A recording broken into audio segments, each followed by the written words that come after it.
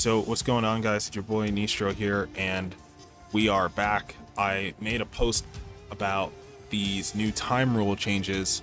Right now, this is only for Worlds format in Paris, but word on the street is you should expect this to be a universal change in the North American TCG once Konami updates their official tournament policy. Essentially, what the change is, if you're not aware, is now the rounds are now going to be 50 minutes long instead of 45, which is a plus, right? So that's more time to play the game, to finish out the game, and to make sure that it's a more equal playing ground.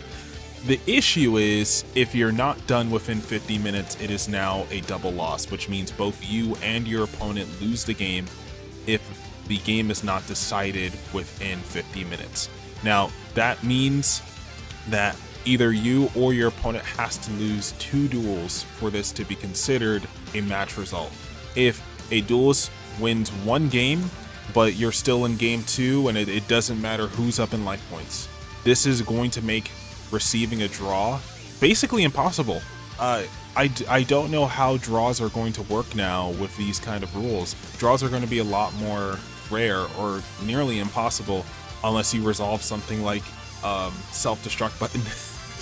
But even then, I mean, this sounds pretty cut and dry, because now a draw can no longer be a final result. Now a draw will mean that either both of you get a game loss, or if there's enough draws that neither player still has an advantage over the other, then the duelist will go into a 4th duel. Now, this has to be within the 50-minute time limit, which is very cope. This is like not going to happen at all. Now time is just as very strict. You have to finish your match in this time limit, or else you're done.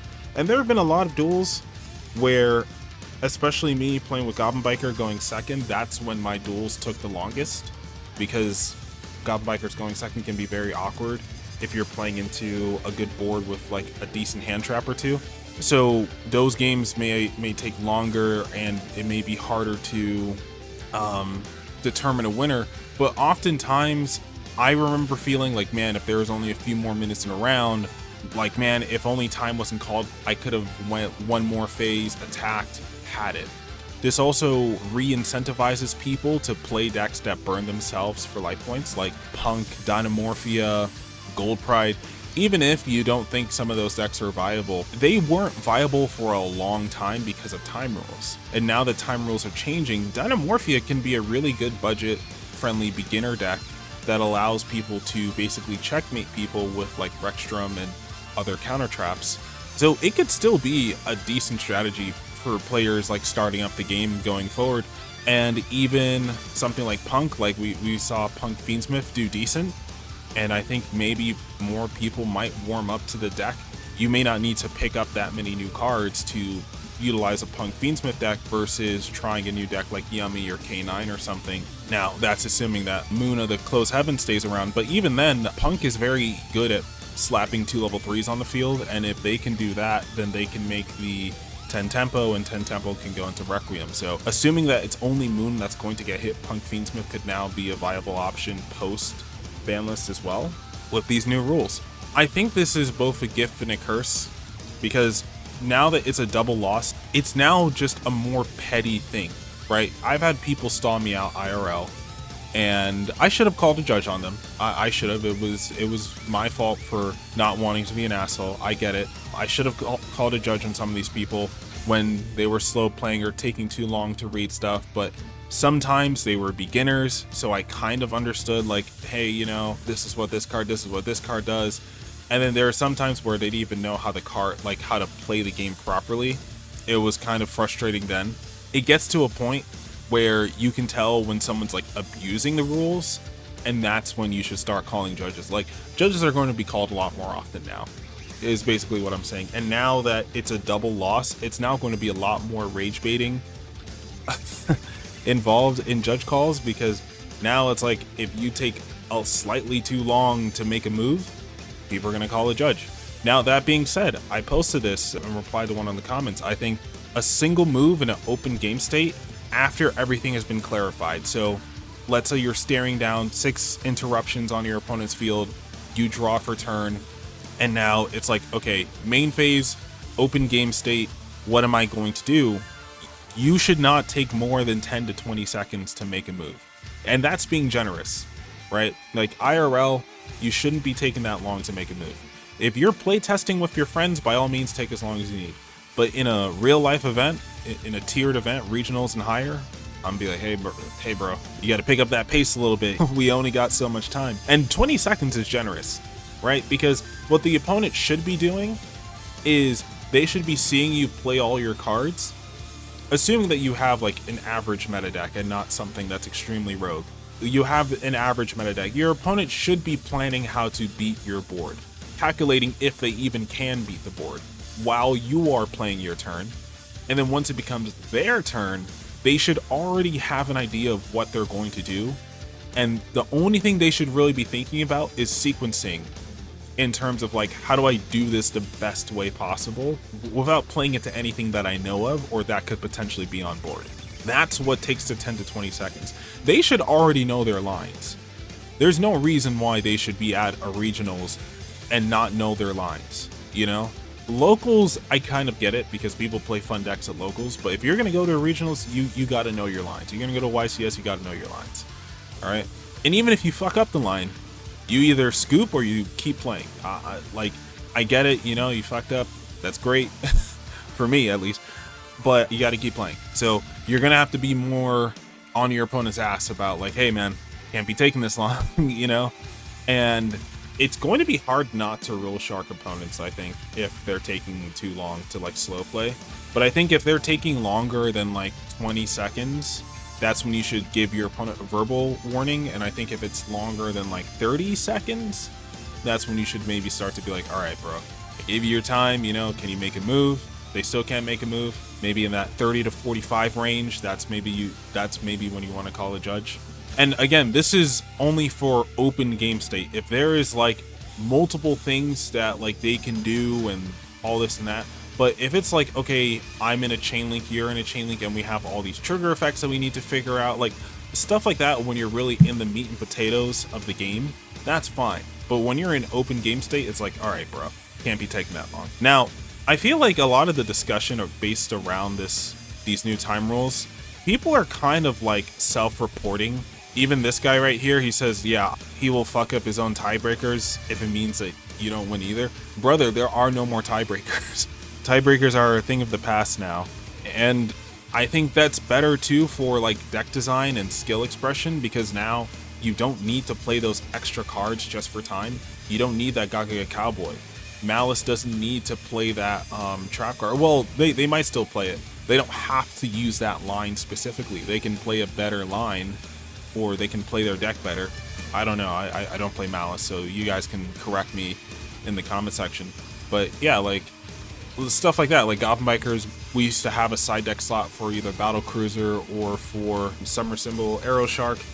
Cards like those no longer need to be played in Yu-Gi-Oh! Now that time rules are no longer incentivized towards having higher life points than your opponent. So gaining life points, burning life points, unless it's part of your strategy to beat your opponent, unless it's already part of your engine, like it is with Vanquish Soul Heavy Borger, then it's no longer a big deal. And I think this rule came about from Konami watching that top 8 match with Lorenzo versus Sky Striker. Lorenzo was on Vanquish Soul, and the Sky Striker player, there was like 2 minutes left in a round. Lorenzo went through his first turn, got Borger off, so he burned for 1500.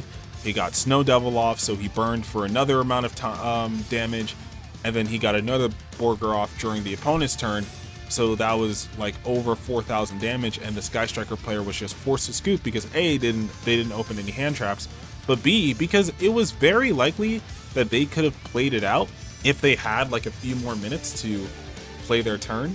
But it was very clear that the player was frustrated, not because it was like, oh, good game, you outplayed me, but because, wow, this time rule really got him that game.